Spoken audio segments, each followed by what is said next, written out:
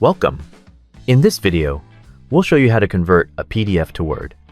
If you find this video helpful, please consider subscribing to the channel.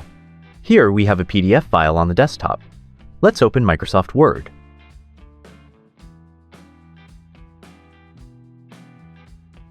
We'll drag the PDF file into Word, and a message will pop up. Just click OK. Let's see how it looks.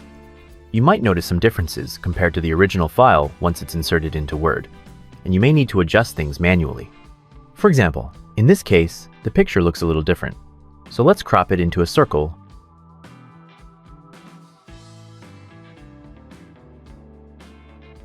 by clicking Crop and selecting Crop to Shape Circle.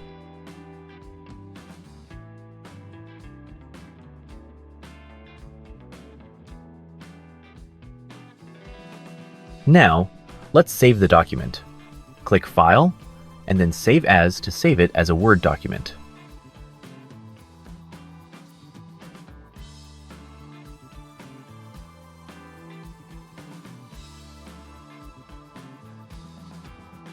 Let's check the final file, and there it is, successfully converted to Word. Thank you for watching. If this video was helpful, please give it a like.